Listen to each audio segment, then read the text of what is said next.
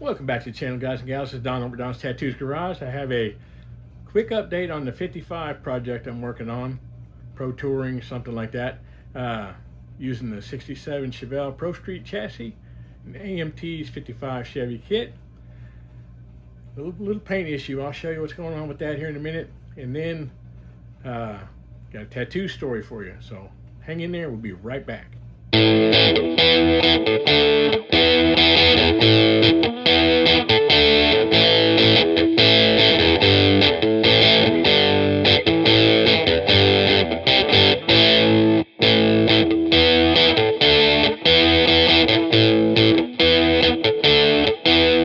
Alrighty, let's get into an update on this 55 Pro Touring car. But first of all, before I get any farther, happy Father's Day, guys. Even you stepfathers out there, you're still a father. Sometimes those are more important than the actual baby daddy. But anyway, let's get into a little update. Got the interior done on this thing.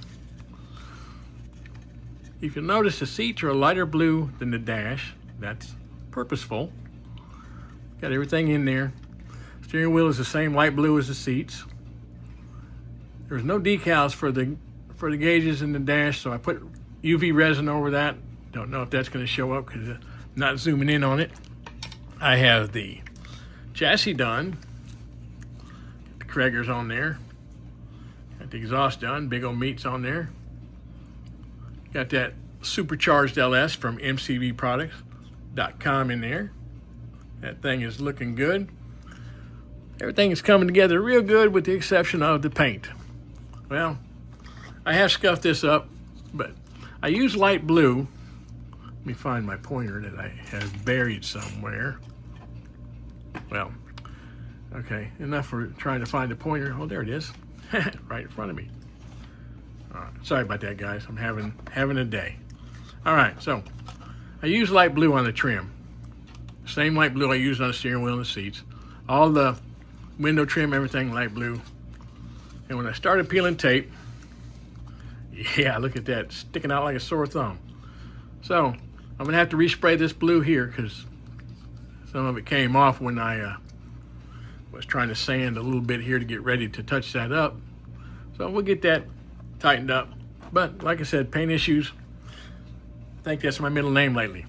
But we'll get it. I've got the also have the light blue stripe on the chrome trim on the hood. It will have a bird on there. The bird is also that light blue.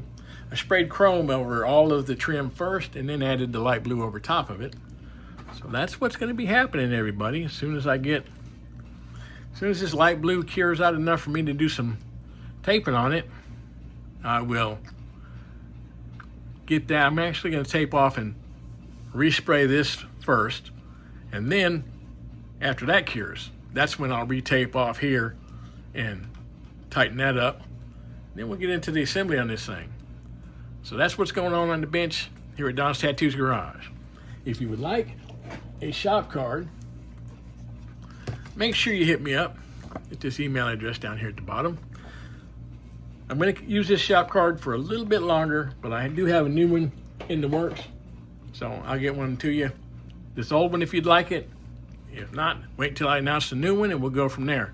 Other than that, guys, we're getting really, really close to that 500 mark, and you know what that means. So, again, everybody have a great Father's Day. Enjoy your Sunday. Have a great week. Stay tuned. Got a tattoo story coming up next. All right, let's get into this tattoo story this week. All right, so one of the first things that a lot of people ask is, should I put a name on my body? Well, I really can't say no because that's the first tattoo I got was an ex-wife's name. We were married at the time, obviously, but you know, they end up getting covered up a lot of times. So I try to talk people, not necessarily against it, but to really, really put some thought into it. Well, so first one I'll tell you about is in 1995 when I first opened my studio here in Arkansas. I had a gentleman come in with his wife. They were married in 1967. This is 1995, remind you. Let me back up. I messed that one up a little bit. They were married in 1969. he got another girl's name tattooed on him in 1967.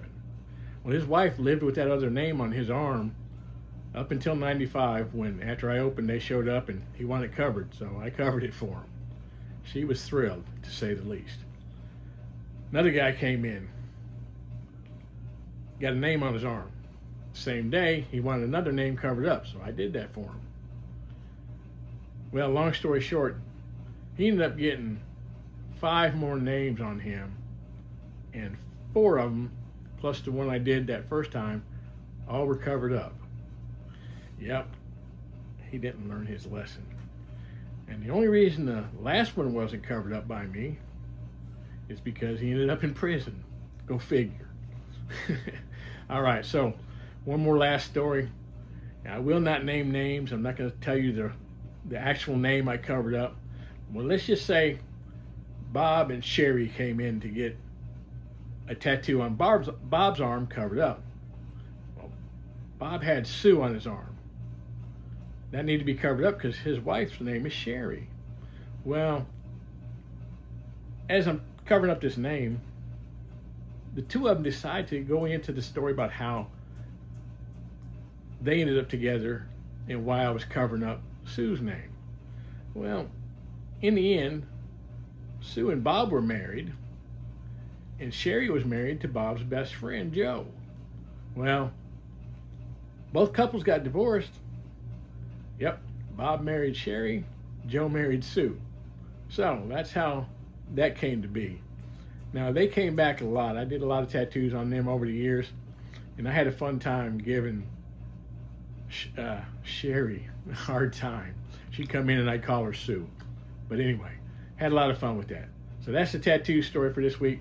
If you do consider getting a name on your body, make it your kids' names. All right, guys. Get some bench time in, and as always, God bless.